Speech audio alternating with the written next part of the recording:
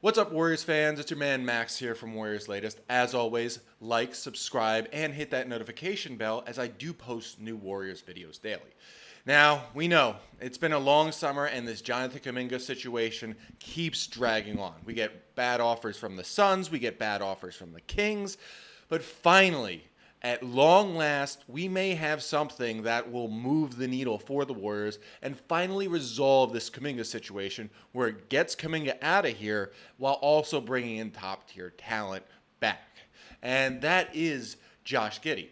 Now, we just saw that report earlier today that the Warriors have reached out to the Bulls regarding trading for Josh Giddey. Now, initially, I have to say, when I first read it, I wasn't exactly on board with the idea because, all right, what is Josh Giddey? He is a court general, basically, I want to say a 6'8" version of Jason Kidd.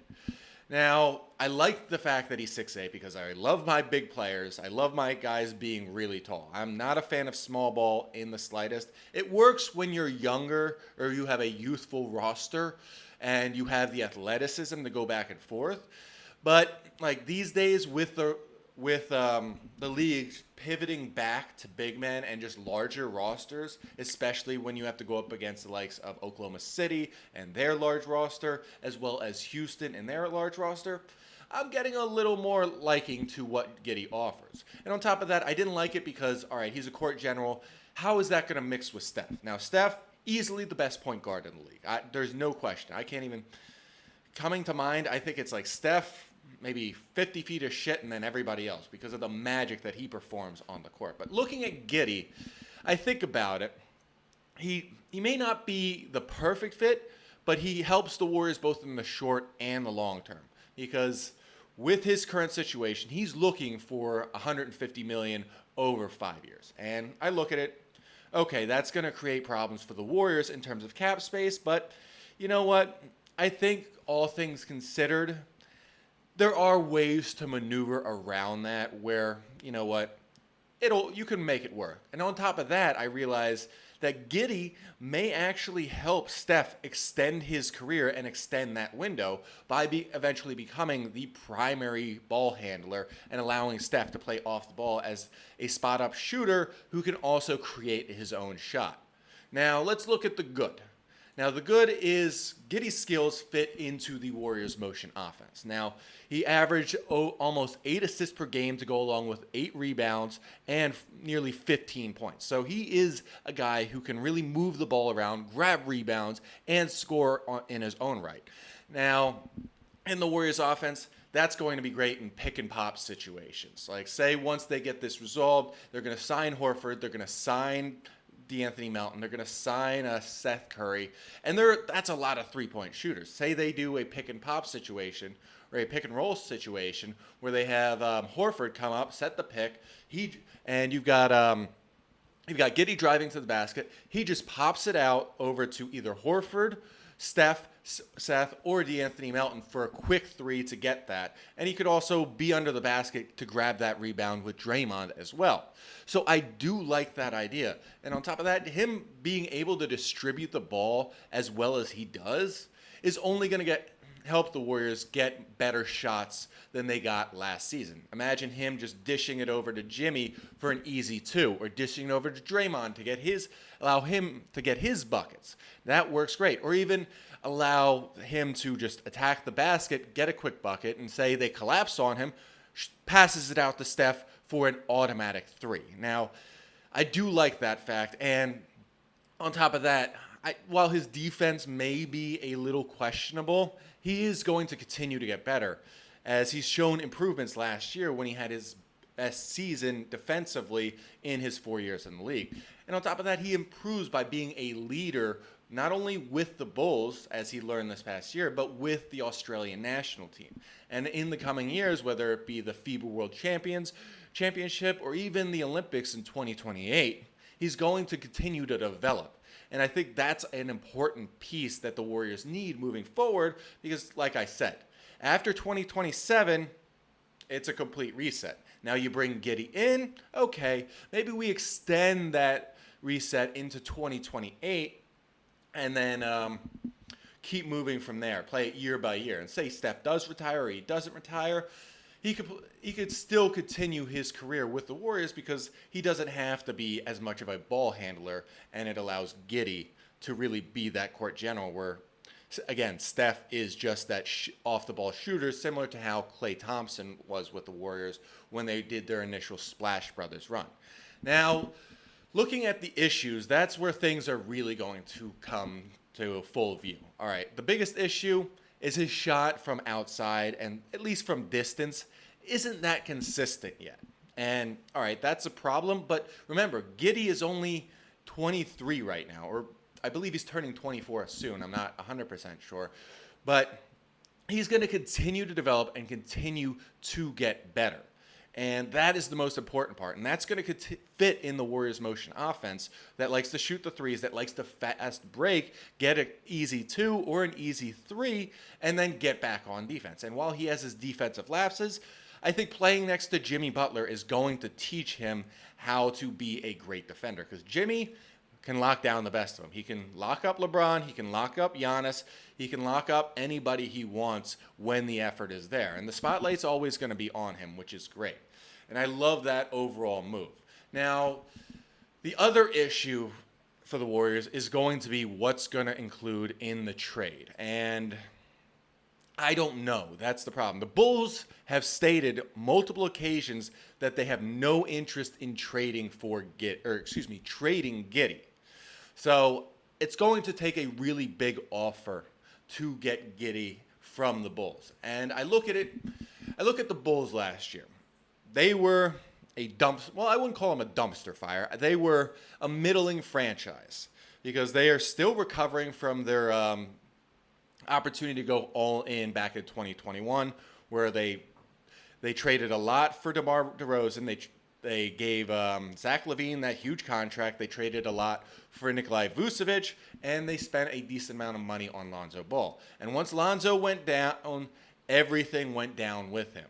But with Giddey, they actually made steps in the right direction. And I wouldn't, the Bulls not being interested in trading him isn't really much of a surprise, but their biggest issue is how far apart they are on money with Giddey. Now, me personally, I 100% believe Giddey is worth $150 million over 5 years. He has that long-term potential where it is worth it, and I just can't understand why the Giddey situation hasn't been resolved already. Giddey is a much better player than Jalen Suggs. Yes, he does lack the defensive prowess that Suggs has, but he still is that level of a player, and he has a higher ceiling than Jalen Suggs. So I don't know why they haven't given him that contract, but the Warriors should give him that contract because he can be the player that they really need moving forward. Now, it's just trying to convince the Bulls to trade for him. Now, that's going to be a very big trade. It's not only going to just be a one-for-one deal for, Josh Giddey, like Jonathan Kaminga, Josh Giddey, okay, we're good. Now, it's probably going to include Moses Moody and, all likelihood, Pods, as well as Buddy Hield, and maybe even a protected draft pick. But in all honesty, to get that deal done, it's also going to likely include Nikolai Vucevic, which I'm okay with. And while a lot of people are hesitant to trade draft picks, I am not in that boat because I look at it. All right, the next 2 years, those draft picks for the Warriors, whether they be protected or unprotected, they're likely not going to be lottery picks. And when you're picking later in the first round, odds are you're either going to be a 4-year player and then out of the league over in Europe, or you're going to be just a complete bust and out of the league. It's very rare, or I wouldn't say rare, I'd say uncommon for a late first rounder to turn into a legitimate star. Now, we've seen it before as the Warriors star Jimmy Butler was, I believe, the 30th overall pick in 2011. So it's not impossible. It just takes a lot of development with these later round guys, and I just don't see that as something the Warriors need. Now, we look at who the Warriors drafted last few years. Guys they drafted in the lottery, in Moses Moody and Kaminga, they haven't really flourished into a star. Guys they drafted outside of the lottery, like Pods, he's basically a glorified role player and hasn't really done that much for the team. So I'm not really trusting the Warriors' ability to draft in the first round. I just think it's overall worth it to entice the Bulls to trade Josh Giddey. And if they have the ability to get back Vucevic and Giddey in exchange for Kuminga, Moody, and Buddy Hield, I'm okay with it. Because on top of that, the thing is, it's addition by subtraction. All right, you're getting rid of a lot of long-term contracts, and yes, they are serviceable players, but there's still a number of players on the free agent market who can fill those roles in minimum contracts. Like I've mentioned, you have Seth Curry, DeAnthony Melton, both great three-point shooters. You have Al Horford, who already has that verbal agreement to come in on for the Warriors in that mini mid-level exception that they have, and he's a stretch five. So I do like that. And plus, when you bring in a guy like Vucevic, who's on that expiring contract for $20 million, it gives you that interior presence that the Warriors have been lacking since, I want to say, since Zaza Pachulia. And again, that's something they're going to need should they make that run to the finals. Now, I thought they were going to make that run last year, but unfortunately, things didn't go their way. Excuse me. But if they make those trades, it's fine giving up a first-round pick, especially if it's an immediate first-round pick in 2026. It's just getting the Bulls enticed by a very, very nice offer. Now, bottom line is the Dubs getting Giddey is obviously going to be the best case scenario that they can get when trading Jonathan Kaminga. Now, as I've said before, Kaminga, he's a great player, but he's just not going to be the player that helps the Warriors get over the top, regardless of how he develops. Unless he develops a three-point shot to the point where he's shooting 45% from beyond the arc, I just don't see it working out. Now, don't get me wrong, Giddey can't really do that either right now, but at least he's working on trying to get better from three. And I believe that Kuminga offers the Bulls a player who can play multiple spots. Yes, he is a slashing wing who likes to attack the basket and shoot from the mid-range. Doesn't really have a three-point shot, but is something that they have to work with. And on top of that, they already have enough guards on that team to the point where they need to move a few of them to really round out that roster. I mean, look at Kobe White.